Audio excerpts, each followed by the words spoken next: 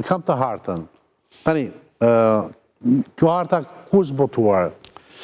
Hartën ka botuar Ministria e Detit e Greqisë. Në rast të këtilla, kush është profesor Shara, një minut. Kush është autoriteti që duhet të bëj një replika apo të bëj një kontestime? Ambasada.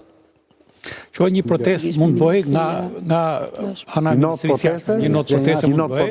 Do po flisim në zë. Raportet, not proteste. Në raport me detin. Ja bëjmë një protestë ministrisë jashtme. Vazhdon karta apo shejqur? Po jo vazhdon shqiptar. Atë ministrisë jashtme, ku jam, po?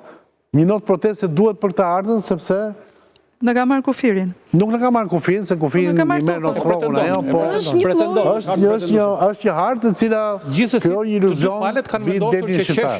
Këtë çështjen e detit ta dërgojnë në gjykatë ose në arbitrazh ndërkombëtar. S'ka vendosur. Kështu është diskutuar, është vendosur. Pastaj këtë që ngritën, s'ka marrëveshje. Këtë që ngritën kanë ngritur edhe për Turqinë. Turqia bërë një protestë. Jo, e lëm për Turqinë. Para 4 viteve, para në 2018 ata kanë bërë të njëjtën gjë dhe ministria bëri reagim. Thriti ambasadorin ata hoqën. Pra ministria neve kemi precedent në këtë. Nuk është se kjo po ndodh për herë të parë. Me siguri është ajo që thotë dy precedent më përpara.